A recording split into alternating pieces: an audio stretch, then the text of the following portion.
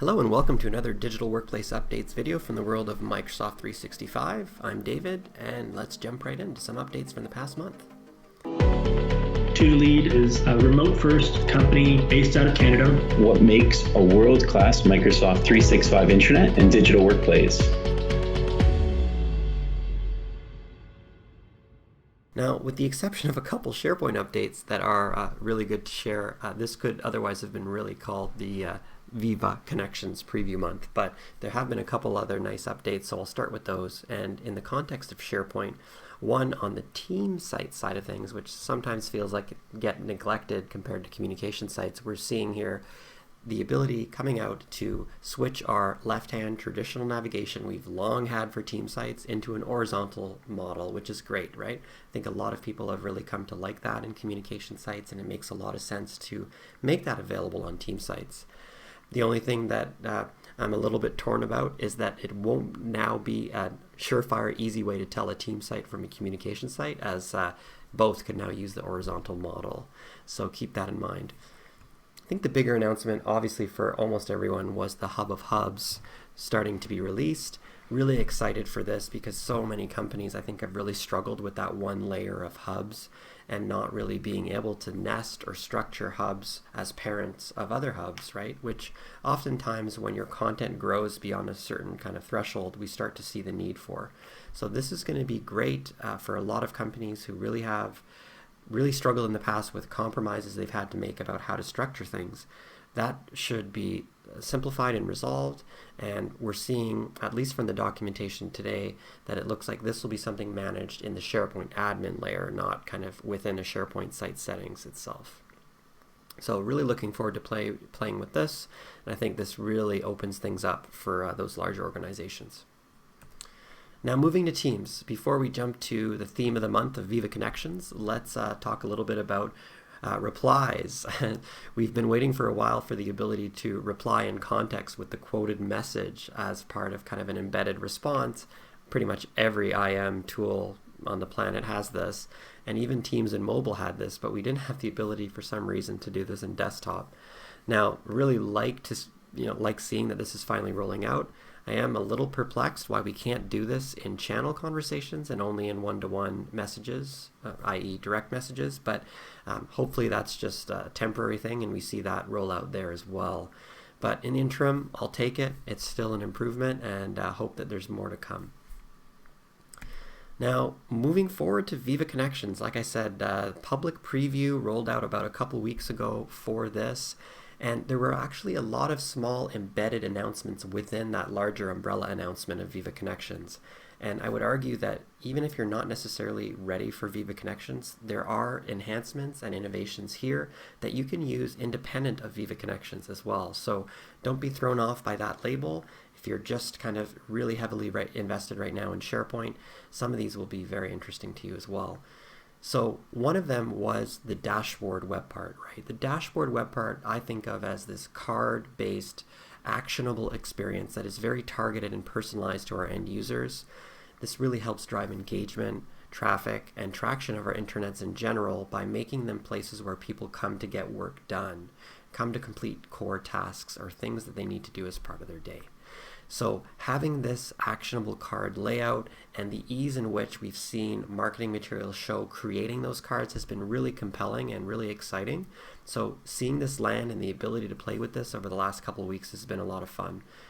I will say that the abilities and the functionality within the dashboard web part have grown quite a bit over the past couple weeks. When it first landed, all I could do was create links, which in many ways was not that different from the quick links web part, although it just looked a bit different. I will note that having the embedded Fluent UI icon picker is a nice touch, and I hope we see that elsewhere. But the cool thing about the dashboard is once you have your home site in place, you can essentially provision your dashboard, which generates a dashboard.aspx page, which is basically, think of it as your sandbox or your playground for setting up your dashboard, moving the tiles around the way you like, adding cards, and even previewing it in kind of a desktop versus a mobile view before you're ready to use it. And you can even publish that dashboard and not necessarily use it or surface it anywhere.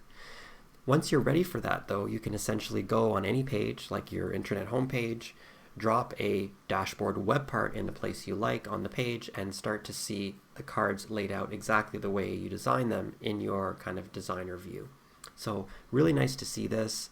Obviously, the real meat of the potential, I think, in the dashboard experience is custom cards that meet, very business-specific needs. So integrations with other systems, the activities that in your organization are critical day-to-day, that sort of thing is really going to make this shine, I think, in the context of different business settings. But I like where this is going. I like how it looks, and I was excited to play with it. Now, complementary to this, we also had the MyFeed web part, I should say, announced, which was a complementary web part intended to aggregate and surface more than just SharePoint news, which still plays a role, but also videos as well as Yammer, right? Which is something we're seeing more and more, having very important announcements live there that also makes sense to be kind of aggregated into an intranet, right? And so having the ability to do that through this web part was interesting. And I think one of the announcements that kind of came under that one was the ability here to add links to news that are not necessarily pages, but videos, right? So we could post links to news that were external before, like on an external news provider's website.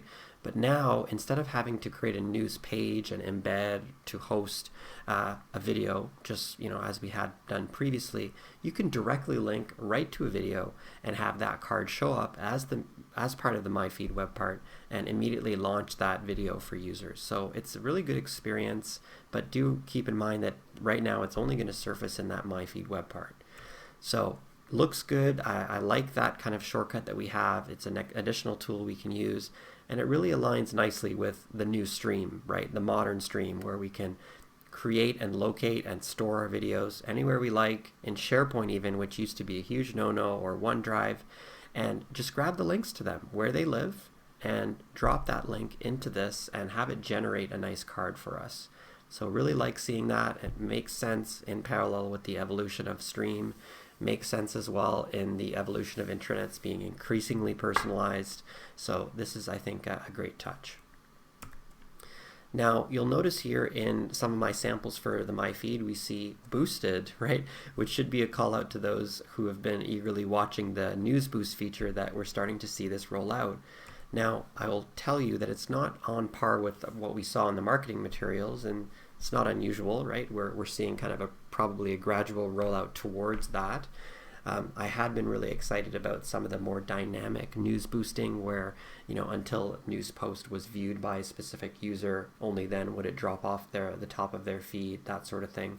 Right now, we can only boost by a time frame, which is still something. I still like it. And that's, a useful tool that is much better than having to manually sort your news all the time just to kind of make sure that things are at the top the way you want. The other thing I'll note is that within the context of the news web part, you don't see a call out like we had previously seen of the lightning bolt calling out that something is promoted. We don't necessarily know that as an end user. That might be something we'll see, but I'm not seeing that right now. So it works. It works to promote things to the top, but there's not necessarily a call out in all contexts that you've done that. All right, so this leads us to a new model for the intranet homepage where we've seen marketing materials suggest this kind of layout with news, MyFeed, dashboard, very prominent in that experience and making a lot of sense both in the context of Teams as well as in the context of SharePoint. So with some sample content, you can see how this looks. It is very much a highly visual experience, as you can see here, but it's something you can play with. Imagery does become very important in that type of experience, so keep that in mind. And I think the other thing I would call out is we're starting to see a huge amount of different ways to surface and show news to our users. So it does require some thinking for each organization on how they want to handle that. I would doubt that you're going to want to use every tool available, right? So we have, hero, news, highlighted content. We have a lot of different ways to surface news on a page. On top of that, we also have the app bar where we have the My News, right? So think carefully about how much news you're trying to surface, and I would, select a couple of the mechanisms to surface that news. You don't need to necessarily use them all. So that's a key call out, and that's where I'll leave it for Viva Connections, other than a couple cool things kind of on the management layer side of things that are nice to see. Again, not restricted to the context of Viva Connections, but useful either way. One is this one here around being able to nominate and set your home site from within the UI, rather than having to do that with PowerShell, which is still a workable means. It was just kind of a noticeably absent, right, when we could set hubs within the UI but not home sites, so it makes sense to see this here. I like that change. And I also really liked, in the context of Viva Connections and the app itself within Teams, now we have a first-party app that we can deploy that's easily findable from the App Store, and we can customize and configure that app just within the experience, which is so much simpler than having to do this all as part of a manifest, which was the way that we were doing it previously with our third-party versions of this app. So now that this is more deeply embedded, we're seeing a better experience, and I think this makes it a lot easier to manage, maintain, set up for the first time, especially for people that are not as technical. So I like this, and looking forward to seeing this kind of shine as one of the centerpieces of Teams for many organizations, and a great window into that already great content we had on our intranets. So I'll leave things there. Thank you everyone for joining, and see you next month.